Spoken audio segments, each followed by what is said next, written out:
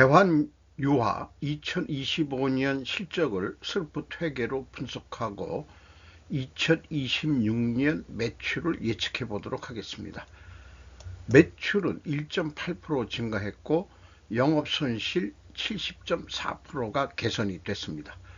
가공비 배부 재고자산 회전율은 28.9회전으로 양호한 상태입니다. PBR은 0.47로 근데 낮은 상태입니다. 재고자산 매출원가 회계가 투명하다고 분석이 됩니다.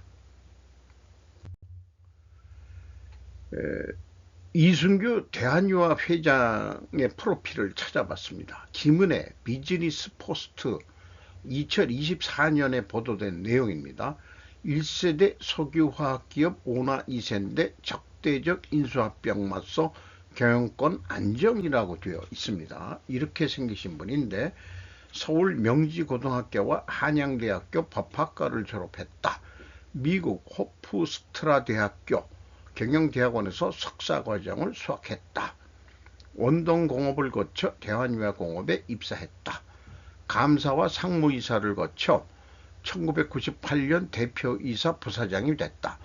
대한유화의 법정관리와 적대적 M&A 위협에 주도적으로 대처해 경영권 안정화를 이뤘다.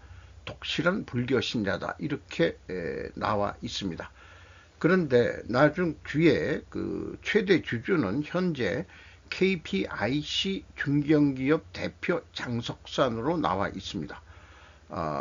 이 관련돼 가지고 액화석유가스 합성수지 도소매 무연탄 제조 복합 운송할선 등 뭐 이런 이 상품 종합 도매업을 하는 기업인데 대환유화를 실질적으로 먹은 것 같습니다. 먹었다는 표현을 하게 되는데 전혀 뭐 성씨도 연결된 게 없고 그렇게 되는데 그 장석산 대표는 어떤 인물인가 해서 여러 검색하고 챗 GPT AI한테도 물어봤는데 공개된 사진이 공식적으로는 없다고 하네요. 참 이상한 회사입니다. 먼저 스르프 손익으로서 매출이 2조 8,287억 원으로 전년보다 1.8% 증가했는데 매출에 비례하는 매출 재료비는 1.3% 낮게 증가했습니다. 그 차이가 마이너스 0.5%이기 때문에 여기서 우리는 원재료 가격이 하락했다라고 이렇게 1차 추론을 해볼 수 있겠습니다. 스르픈율은 16.3%로 0.4% 상승했고요. 운영경비는 4,807억 원으로서 5.3%를 감소시켰습니다. 그 결과 TOE 생산성은 0.96으로서 0.09포인트가 전년보다 상승을 했습니다.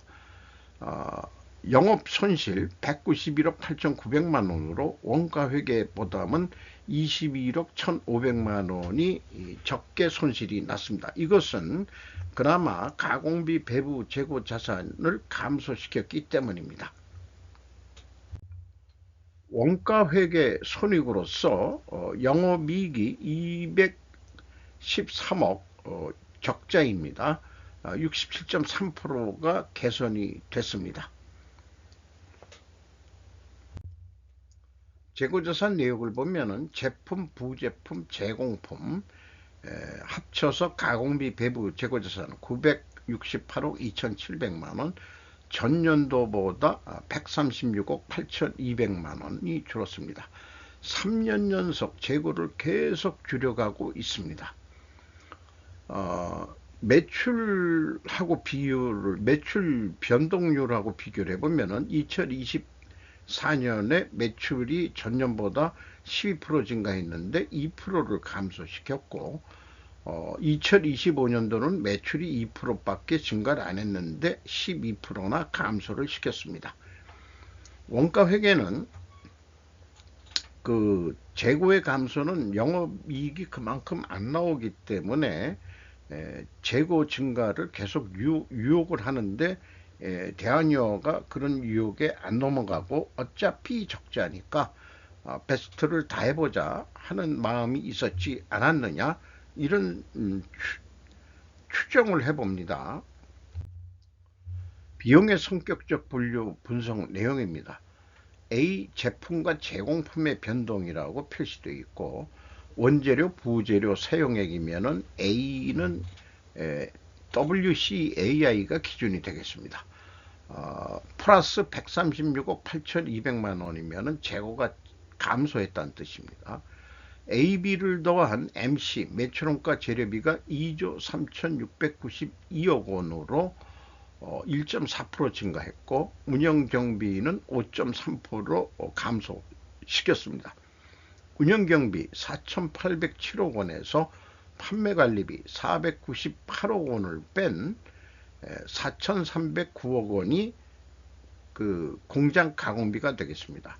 총 제조비용 대비 15.5%, 1%가 내려갔고, 그 다음에 재료 비율은 84.5%, 1%가 상승했습니다. 여기서는 원재료 가격이 상승했다라고 추론하게 되는데, 1차 추론과는 모순이 생기는데, 이 모순 해소는 수량에 의한 재고 회전율로 접근할 필요가 있습니다. 재고자산의 증감 금액은 일치를 합니다. 비교를 해보면은 표준 그 재고자산의 변동 범위를 가져가고 있다는 얘기죠. 1단계가 맞으면은 2단계 PQ 총 제조 비용도 일치를 합니다. 또 생산 투입 재료비도 일치를 합니다. 현금 흐름표 기준 전체 재고자산도 일치를 합니다. 요거를 2023년도께 차이가 많은데, 이것을 현금식으로 읽어보면은 현금이 354억 5,100만 원이 들어왔으면 그만큼 줄어야 되는데 63억 6,500만 원뿐이 줄질 않았어요. 그러면은 290억 8,600만 원이 어디서 꽁돈이 생긴 거냐? 그게 아니고 이 재고자산 그동안에 평가손실 잡았던 거를 환입을 290억이나 잡았다. 그러니까 재고의 증가는 원가백에는 이익의 증가인데 적자가 나는 것을 만회해 보려고 재고를 환입을 많이 잡아서 재고를 늘린 거로 해석이 됩니다. 어쨌든 차이 없이 일치를 합니다. 원가 회계하고의 영업이익 차이 21억 1,500만 원은 매출원가 재료비와 매출 재료비 차이하고 동일한 금액이고, 이것을 입증하려고 그러면은 재고 감소액에서 가공 비율을 곱하면은 검증이 되겠습니다. 주요 운영 경비로서 인건비가 984억 3,800만 원, 1%가 증가했습니다. 직원 수는 근데 거꾸로 4명이 감소했어요. 2024년도는 43명을 늘렸는데 평균 임금은 1억 1,370만 원입니다. 크게는 안 올라도 1억 원대가 넘는 그런 기업이죠. 비성분 공시 내역이 어느 정도 밝혀야 할까? 다른 거는 인용을 할 만한 경비가 없습니다. 그 공시된 게 너무 단순해도 문제일 것 같습니다. 운영경비는 인건비와 감가상각비는 기본으로 하고 금액이 큰 순서대로 A, B, C 크기로 공시하면 바람직할 것 같습니다. 저는 특히 기업의 에너지 비용을 좀 보고 싶은데 이거를 좀 필수로 넣어줘야 되지 않겠느냐. 삼성전자 예를 들면은 유틸리티 비라는 말로 다 들어갑니다. 전기, 그 다음에 연료, 그 다음에 스팀, 에어 뭐 이런 거 다 들어가죠. 나머지는 기타 비용으로 해도 그만이다. 이렇게 봐집니다. 그렇게 추천하고 싶어요. 경영평가지표로서 가공비 배부 재고자산 회전율이 28.9회전, 전년도보다도 14.3%가 상승했고요. 수르풋률은 0.37%가 상승했습니다. 동일 방향이면은 투명하게 가정을 세웁니다. 투하자본 이익률 ROIC 스르풋 영업이익까지만 평가했을 때 마이너스 1.1%입니다. 그래도 전년도보다 2.5% 개선이 됐습니다. 총 자산 회전율은 1.41이면은 제조업으로서 1.41이 넘어버리면은 충분히 자기의 역량을 지금 발휘는 하고 있다. 문제는 재고 회전율도 높고 그러는데 결국은 판매 가격이 올라가야 되지 않겠느냐. 이 석유화학 계통이 사실은 중국의 덤핑 때문에 딱 고전을 하는 것으로 되어 있죠. 영업구매 평가지표로서 현금 버퍼율은 5.1% 조금 개선이 됐습니다. 매출 채권 수금 속도 12.7회전, 1년이 12달이니까 거의 한 달 만에 수금을 한다. 수금은 제때 제대로 하고 있다. 그런데 매입 채무 지급 속도는 더 빠르다. 물건을 구매하는데 현찰 주고 사와할 정도로 그렇게 공급자 우위겠죠. 이 석화 개통 어디서 물건을 국내 정유사로부터 구매를 할 것입니다. ROI 두통 ROI 자본 회수율 마이너스 1.2%로 2.7% 개선이 됐습니다. 앞서 그 두 가지 경영평가 지표가 동일하게 상승했으므로 순방향이면 투명하게 가정을 합니다. 요거를 입증하려면 원재료 가격이 하락해야 되고 판매 가격은 인상이 돼야 됩니다. 또한 아까 추론상 모순이 됐던 거는 재고 회전율을 수량으로 산출해서 상승한 거로서도 나와야 됩니다. 그래서 원재료는 납품탄데요. 요게 킬로그램당인가? 뭐 단위가 크게 중요하진 않을 거예요. 그래서 저는 생략하고 있는데 11.1%가 가격이 크게 내려갔습니다. 뭐 국제 유가도 내려갔었으니까. 그리고 제품 가격은 기초 유분 및 모노머가 16.2%가 하락을 했고 폴리머는 2.4%가 상승했습니다. 이것을 단순 평균하면은 6.9% 하락이 되겠습니다. 그러면 이게 그 투명성이 입증이 되느냐? 원재료 가격은 하락해야 되고 판매 가격은 상승해야 되는데 원재료 하락은 확인이 되는데 판매 가격도 하락이 됐죠. 그러나 이 비율 차이에 의하면은 원재료가 내려간 거에 비해서는 판매 가격은 그렇게 안 내렸다는 것은 상대적으로 상승으로 인식할 수 있지 않냐. 그래서 대환유한은 입증 패스로 결론을 내고자 합니다. 현금 흐름 재무지표 단기 순이익은 적자지만은 1번 EAT 새우 현금 순이익으로는 1346억 흑자입니다. 그러니까 견딜 수 있는 거겠죠. 현금으로는. 감가상각비 뭐 이런 등등으로 인해서 현금이 안 나가는 비용들을 비용 처리하기 때문에 단기 순손실이지만은 현금으로만 보면은 순이익이 낮다 이렇게 볼 수 있겠어요. 두 번째 EMS 영업활동을 통해서 전체 유입된 돈은 658억 6천만 원으로 산출이 되고 최종적으로 번 돈은 22억 1,500만 원이 되겠습니다. 잉여 현금으로서 채권자한테 399억 3,700만 원을 추가 차입을 했습니다. 그래서 이자부채 레버리지율은 9.7%로 올라갔습니다. 이 정도 차입을 하고도 뭐 레버리지율은 아주 낮은 상태죠. 그런데 이자 부채율은 3.4%로 계산이 됩니다. 주주 잉여 현금으로는 동일한 금액인데 이것은 이익 배당으로 0.3%에 해당합니다. 적자가 나더라도 최대 주주 등을 눈치를 봐야 되니까 조금이라도 그래도 생색은 낸다고 이익 배당을 한 것 같습니다. 죄송합니다. 그리고 납입자본 성장률 5.3배 전년보다 계속 2023년부터 조금씩 떨어지고 있죠. 그 다음에 이익잉여금률도 조금씩 이렇게 이익잉여금이 줄어들고 있습니다. 적자가 나더라도 배당을 하다 보니까 이런 이익잉여금도 줄게 되어 있는 것으로 산출이 됩니다. 2025년 실적을 가지고 2025년도 매출을 예측해 보도록 하겠습니다. 스루프 회계는 예측을 하는 게 아주 단순하고 편합니다. 물론 이제 제가 구상한 거지만은 손익분기점 산식을 활용해서 운영경비가 5.3% 감소했는데 2026년도에는 3%가 더 감소한다고 봤습니다.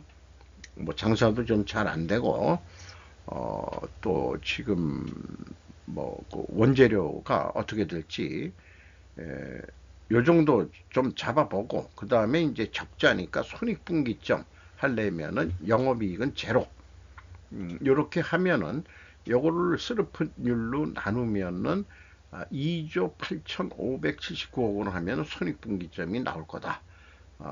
올해는 요 정도 손익분기점을 좀 남기자. 그리고 매출 재료비 기준으로도 1 더하기 1%만 더 매출을 한다.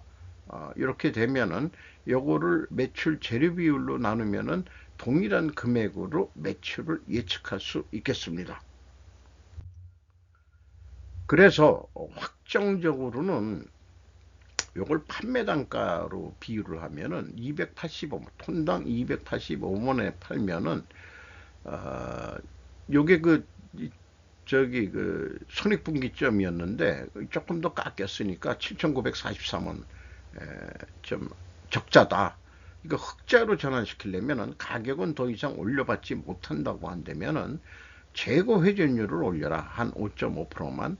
그래서 3조 원대를 넘기면은 운영 경비가 다소 증가한다고 하더라도 영업이익은 213억 원 낼 수 있다. 이렇게 추정을 해볼 수 있겠습니다.